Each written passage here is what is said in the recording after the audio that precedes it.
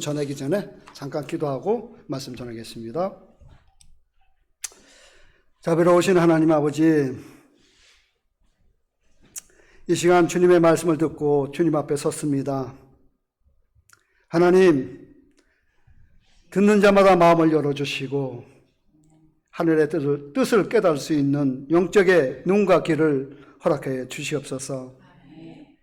이제 주의 말씀을 전하려 하는 부족한 종을 주님께서 붙들어 주시고 사람의 지혜가 아닌 성령의 능력으로 하나님의 뜻만을 담대히 선포하게 하옵소서. 단순히 말씀으로만 끝나지 않게 하시고 우리의 삶을 변화시키는 하나님의 생명의 말씀이 되게 하여 주시옵소서. 예수님의 이름으로 기도드립니다. 아멘.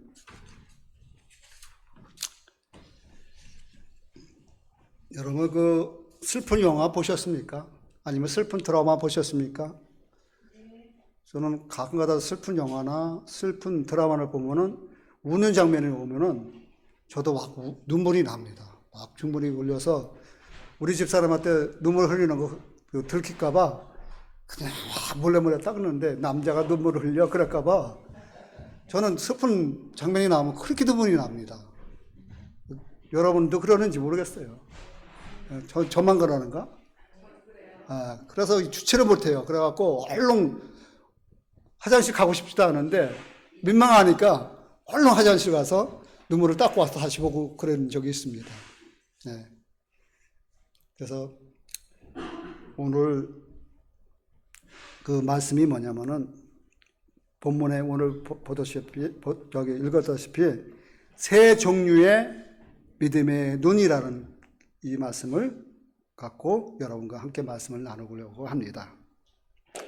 우리 인간의 눈은 참 묘한 것이어서 무엇을 보든지 본 것에 마음에 전달해 주어 우리 마음을 감동시키고 또 슬프게도 하고 화나게도 하는 그런 전달을 해줍니다. 그죠? 즉 천진난만한 어린아이를 웃음을 볼 때 화가 난 사람도 그 어린아이 얼굴을 보면은 얼굴에 미소를 짓게 만듭니다.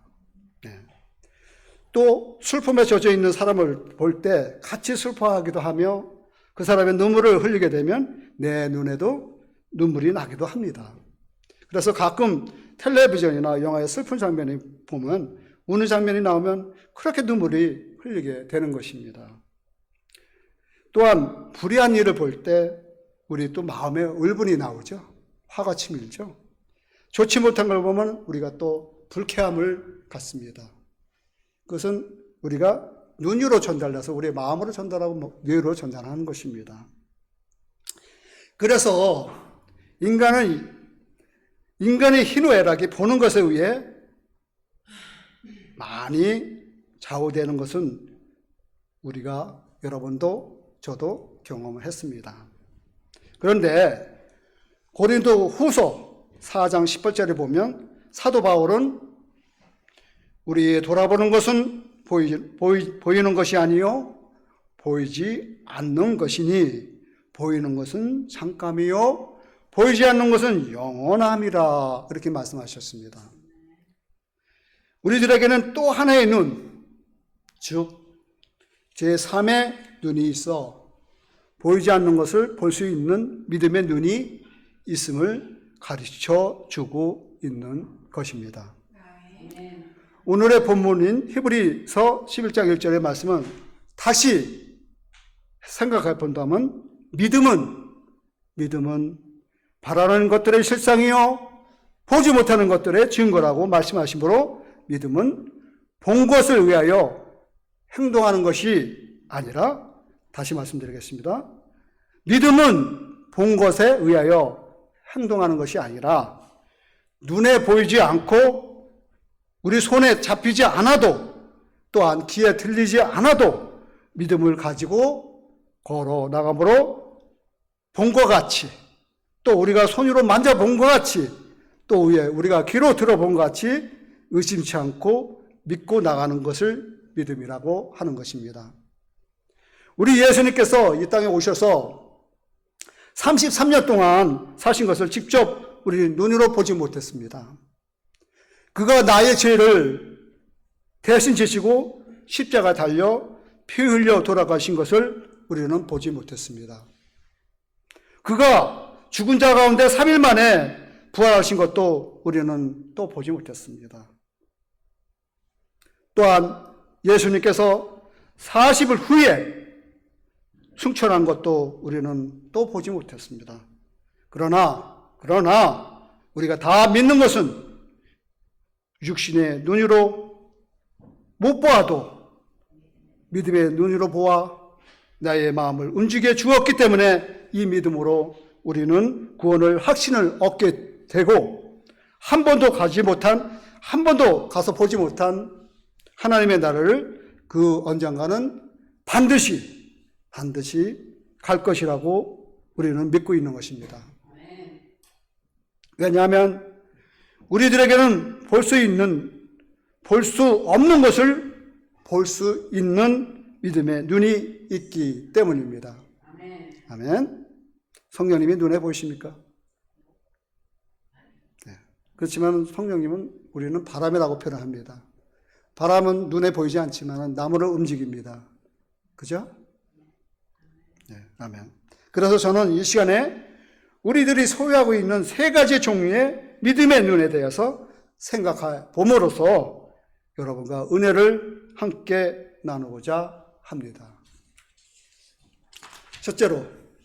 첫째는 성도들 중에는 근시안적인 믿음의 눈을 가진 자가 있다는 것입니다. 근시안적인 눈이라는 무엇인지 아시죠? 삶을 전체를, 제가 말하자면 삶을 전체를 파악하지 못하고 눈앞에 부분적인 현상을 사로잡힌 것을 말하고 있는 것이 근시안적인 말입니다.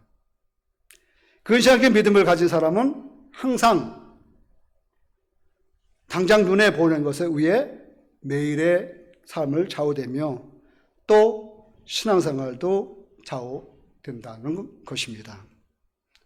근시안적인 믿음의 눈을 가진 사람은 먼 데 것을 보지 못했기 때문에 당장에 좋은 일이 있으면 헤헤 웃고 또 역경이 다가오면 걱정과 근심 속에서 불안해하는 것입니다. 그래서 역경 뒤에 따라오는 축복의 수레를 보지 못하고 염려하는 마음으로 생활하게 되는 것입니다. 즉 일희 일비 삶을 사는 사람이라는 것입니다. 일희 일비, 그 말은 여러분 아시죠? 하나에 기뻐하고 하나에 슬퍼하는 뜻입니다. 또 다른 말로 말하면 기쁨과 슬픔이 번갈아 일어나는 것을 말합니다. 즉 감정이 기복이 심하다는 말씀이죠. 일희 일비. 예. 따라서 이런 사람들에게는 우리가 알거니와 하나님을 사랑하는 자, 곧 그 뜻대로 부르심을 입은 자에게는 모든 것이 협력하여 선을 이루리라 말씀의 약속이 자기와는 아무 상관이 없는 구호밖에 보이지 않는 것입니다. 예수님의 제자들이 갈릴리 바다를 건너서 큰 풍랑을 만났을 때 주여! 주여! 우리가 죽겠나이다 라고 주무시는 예수님을 깨운 것은 근시안적인 믿음의 눈을 가진 자들의 대표적인 행동이라고 할 수 있는 것입니다. 이런 사람들은 항상 자기에게 다가오는 풍랑만 보고 완전히 공포 속에서 헤어나지 못하는 것은 그 풍랑을 잔잔하게 할 수 있는 하나님을 바라보는 눈이 없기 때문입니다. 또한 믿음이 없기 때문입니다. 그래서 예수님께서 제자들에게 너의 믿음이 어디 있느냐 하고 하신 것입니다. 여러분은 그런 믿음이 있습니까? 정인지 사모님 믿음이 있어요? 그런 믿음? 풍랑이 오면은 마음의 평안이 올 수 있겠습니까? 장로님 가능합니까? You sure? 예, 아멘. 예, 그렇습니다. 즉 너의 믿음은 눈을 어디에 두었느냐? 다가오는 풍랑에 두었느냐? 풍랑을 잔잔케 할 수 있는 하나님에게 두었느냐라는 것입니다. 근시안적인 믿음의 눈을 가진 자의 또 하나의 약점은 먼 데를 볼 수 없으니까 현재, 지금 보이는 것에만 의존하여 지식이 있는 자는 자기 지식을, 또 물질을 갖고 있는 자는 그 물질을, 명예와 권세가 있는 자는 명예와 권세를 의지하고 하나님을 의지하지 않게 되는 것을 말합니다. 둘째입니다. 성도들 중에는 원시한적 믿음의 눈을 가진 자가 있다는 것입니다. 제가 원시한적인 눈도 여러분 아시겠지만 시력이 약하여 가까운 된 것을 잘 볼 수 없는 사람을 말하는 것입니다. 원시한적인 믿음을 가진 사람은 가까운 것을 보지 못하고 항상 먼 내세에만, 먼 세계에만 소망을 두고 그것을 바라보며 현재 당하는 어려움을 믿음으로 이겨보려 하지 않고 오히려 피하려 하면서 조금만 어려워도 주 예수여 빨리 오십시오. 빨리 오셨으면 좋겠습니다. 그런 말들을 많이 합니다. 하나님 가서 피신처를 영하는 것이죠. 현재 하나님의 축복의 약속을 까마득게 또 은혜를 잊어버리고 있는 것을 말하는 것입니다. 물론 성도가 본향인 하나님 아버지 집에 가는 것은 소원이고 바라는 것은 참 좋은 신앙입니다. 또 올바른 신앙이지만 그렇다고 해서 현재 이 땅에 사는 생활이 힘들다고 마치 천국이 회피의 장소로 하나님의 나라에 소망을 두어서는 안 된다는 것을 말하고 주고 있는 것입니다. 원시한적 믿음의 소유자들이 가진 또 하나의 약점은 하나님께 장래일만 책임지시는 것처럼 생각하는 것입니다. 요한복음 10장에 보면은 나사로가 병들어 마리아와 마르다가 예수님께서 빨리 오시라는 소식을 보냈죠. 그리고 예수께서 그 소식을 듣고서 이틀을 더 계시다가 베다니에 와서 보니 나사로는 이미 벌써 또 죽어 장사를 지내고 무덤에 묻힌 지 사흘이나 되었습니다. 자라는 얘기입니다. 예수님이 오셨다는 소식을 듣고 마르다가 쫓아나가 예수님을 맞이하며 여기 계셨다면 내 오라비가 죽지 아니하였겠나이다 하고 했습니다. 그때 예수님은 마르다를 향해 내 오라비가 다시 살리라 라고 했더니 마르다는 마지막 날 부활에는 다시 살 줄을 내가 아나이다 하고 대답했습니다. 예수님은 마르다에게 지금 내 오라비가 다시 살리라고 했지만 마르다는 원시한적인 믿음의 눈을 가졌기 때문에 마지막 날, 즉 부활에는 다시 살 줄을 아나이다 라고 대답한 것입니다. 그래서 예수님은 다시 마르다에게 말씀하신 게 있죠. 무엇입니까? 나는 부활이요 생명이니 나를 믿는 자는 죽어도 살겠고 무릇 살아서 나를 믿는 자는 영원히 죽지 아니하리니 이것을 내가 믿느냐 하고 마르다에게 물어봤습니다. 그래 마르다가 주여 그러하이다 하고 대답하면서 막상 나사렛 무덤에 가서 돌을 옮겨 놓으라고 하시니 마르다는 예수께 주여 죽은 자가 사흘이 되었음에 벌써 시체 냄새가 나나이다 하고 대답하므로 계속 마르다는 원시적인 믿음의 눈으로 마르다는 지금보다 장차 일어날 기적만 계속 믿고 있었던 것입니다. 그러나 우리가 분명히 알아야 할 것은 우리 하나님은 우리의 내세의 일만을 책임지시는 것이 아니라 그에 앞서 현재 생활을 책임지심으로 우리의 영혼이 잘된 같이 범사에 잘되고 강건하기를 원하고 계시는 것입니다. 그러므로 원시한적인 믿음의 눈을 가진 자들도 하나님의 말씀을 듣고 읽고 배워 말씀에 약속하신 축복과 역사는 장차만을 위해서가 아니고 이 땅에 살고 있는 바로 지금의 삶을 위해 말씀임을 믿어 그 말씀에서 큰 은혜를 항상 체험하시기를 여러분에게 간절히 축원합니다. 아멘. 자, 셋째입니다. 성도들은 정상적인 믿음을 가져야 한다는 것입니다. 정상적인 믿음의 눈을 가진 자는 가까운 곳도 먼 곳도 볼 수 있는 축복된 믿음의 눈입니다. 즉 현세와 내세를 함께 보며 연결하는 신앙입니다. 예수님은 이 세상에 오셔서 눈에 보이지 않는 것을 볼 수 있는 믿음의 눈으로 모든 것을 역사하셨습니다. 믿습니까? 네. 보리떡 5덩이와 물고기 2마리로 5,000명을 먹이신 때 예수님의 제자들은 어린 아이들이 들고 온 떡과 물고기를 보고 그것을 즉 얻어먹기 위해 50명씩 떼를 지어 앉아있는 5,000명을 비교해보고 근시안적인 믿음을 가진 자들은 그렇게 설명을 할 것입니다. 이거는 불가능하니 큰일 났구나.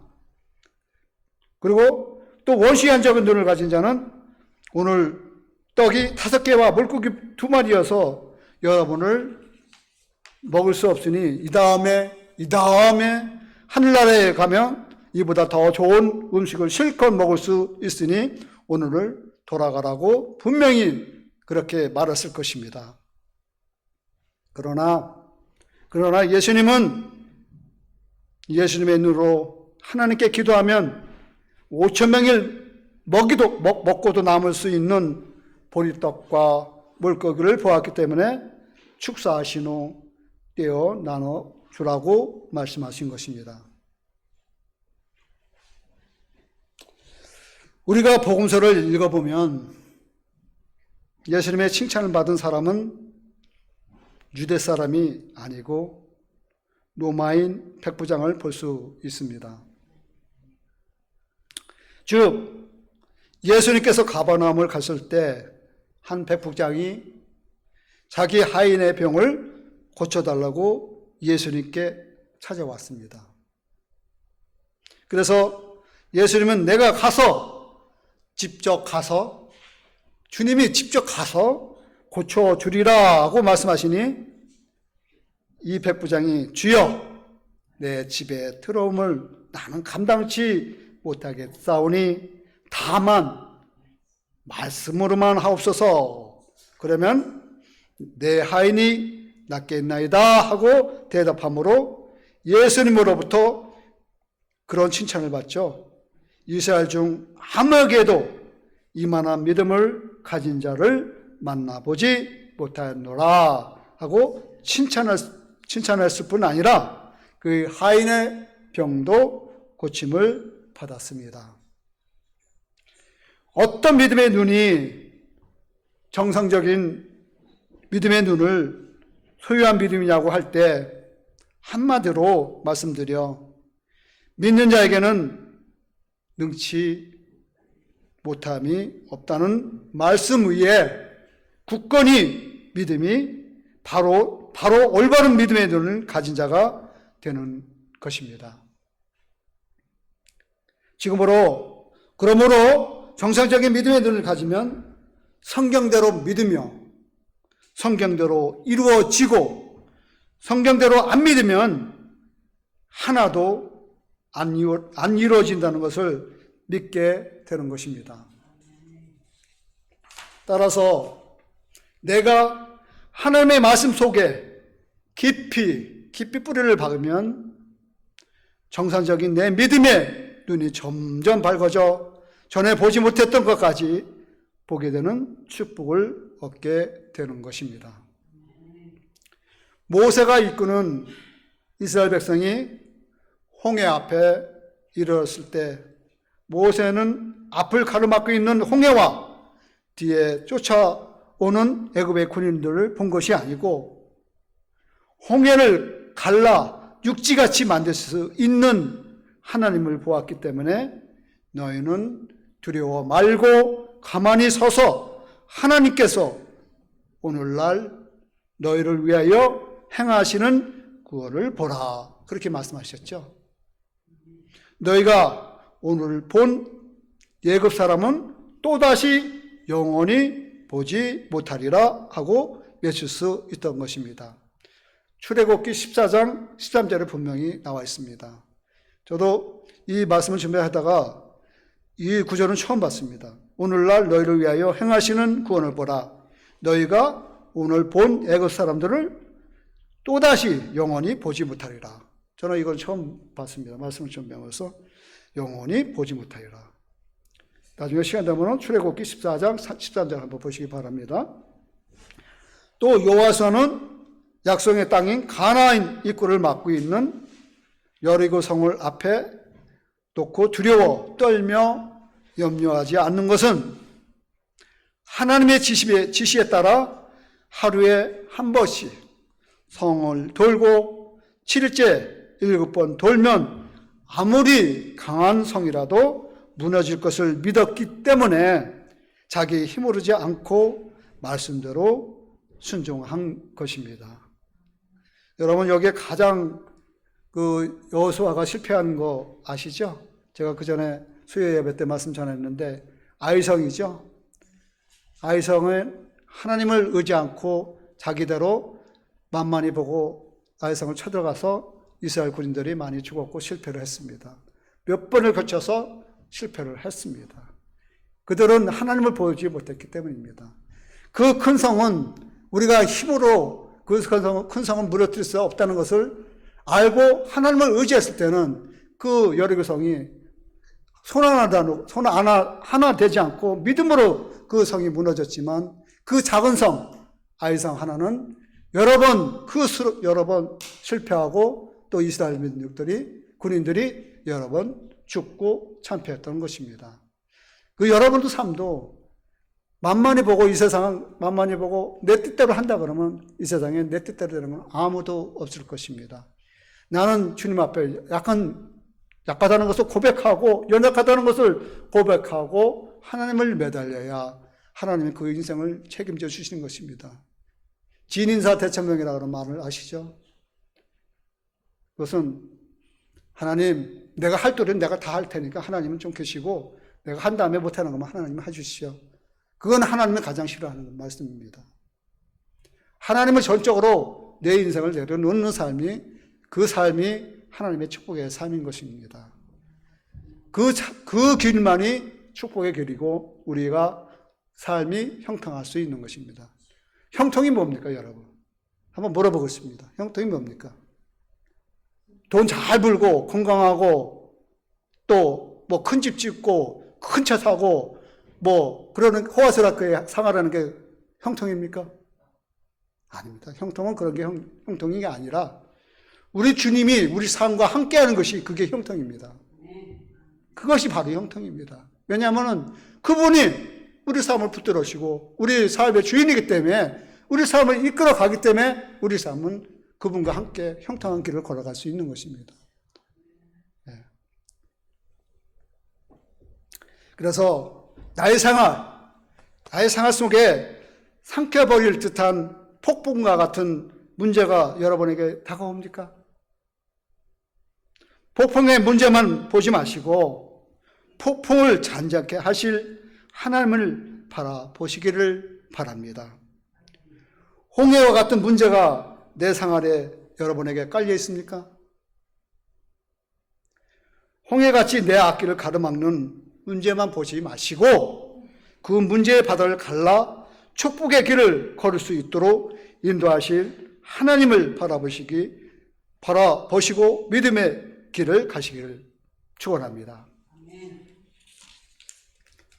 할 수 있거든 무슨 말이냐? 믿는 자에게는 능치 못한 일이 없느니라. 마가복음 9장 24절에 나오는 이 말씀이 곧 여러분의 믿음의 눈이 되어 여러분의 생활 속에 하나님의 축복과 은혜가 넘치기를 주님의 이름으로 다시 축원합니다. 마지막으로 믿음의 눈으로 보는 법이라는 예를 들고 이 예배를 마칠까 합니다. 어느 한 등산가가 알프스 산맥을 혼자 오르고 있었습니다. 날씨가 갑자기 악화되었고 눈보라가 몰아쳤다고 합니다. 시야는 하얗게 가려졌고 그는 정상 근처에서 미끄러져 절벽 아래로 떨어지고 말했습니다. 다행히 그가 차고 있던 로프가 절벽 중택 바위에 걸려서 간신히 목숨을 그는 건졌습니다. 그는 밤새도록 추위와 두려움 속에서 루프에 매달려 있었습니다. 아래는 얼마나 깊은 절벽인지 위는 얼마나 먼 거리인지 보이지 않았습니다. 그는 하나님께 간절히 기도했습니다. 하나님 살려주세요. 그 순간 하나님의 음성이 그에게 그 로프를 놓아라 들렸습니다. 그러나 그는 갈등을 했습니다. 로프를 놓으면 나는 떨어져 죽을 텐데 이게 나를 붙들고 있는 유일한 생명줄인데 결국 그의 눈에 보이는 현실을 더 믿었고 그는 밤새도록 로프에 매달려 있다가 심한 저체온증으로 사망한 채 발견이 되었습니다. 그리고 그 구조대가 도착했을 때 모두가 충격에 빠졌다고 합니다. 그가 매달려 있는 위치는 땅에서 단지 2m밖에 떨어지지 않는 곳이었기 때문입니다. 때론 우리의 삶도 이와 같습니다. 눈앞에 아무것도 보이지 않을 때, 하나님의 말씀이 이해되지 않을 때 우리는 현실의 줄을 매달려 버팁니다. 하지만 믿음의 눈을 말합니다. 하나님의 말씀을 붙들고 내려놓은 것을 내려놓아라. 믿음은 보이는 것을 따르는 것이 아닙니다. 믿음은 하나님의 신실한 신과 약속을 따라 움직이는 눈입니다. 이 오늘 본문을 보았던 11장 1절에 이렇게 말씀하십니다. 믿음은 바라는 것들의 실상이요 보이지 않는 것들의 증거니 우리가 이 믿음의 눈을 가질 때 비로소 우리의 위기의 순간에도 하나님의 손길을 받아들일 수 있다는 것입니다. 오늘 여러분의 삶의 로프처럼 붙잡고 있는 것이 무엇입니까? 그것을 놓아야 하나님께서 준비하신 땅을 밟게 되는 것입니다. 믿음의 눈을 열고 말씀에 순종하는 것을 내딛으시길 축복합니다. 아멘. 아멘. 자, 기도하겠습니다. 주님, 세상의 눈으로 볼 수 없는 것을 믿음의 눈으로 보게 하시고 현실의 벽 앞에서 낙심하지 않고 주의 약속을 바라보는 눈을 주시고 눈에 보이는 어려움보다 보이지 않지만 영원한 것을 붙들고 또 당장의 손해보다 주님의 뜻을 따르는 길을 선택하게 하시고 불확실한 길 가운데도 주님께서 함께 하심을 믿고 걸어가게 하여 주시옵소서. 믿음의 눈으로 사람을 바라보게 하시고 나 자신을 볼 때에도 연약함 속에서도 일하시는 주님의 능력을 믿게 하옵소서. 주님, 이 땅이 아닌 하나님의 것을 사모하게 하시고 눈앞의 현실이 아니라 주님의 뜻과 말씀을 따라 살아가게 하옵소서. 예수님의 이름으로 기도드렸습니다. 아멘.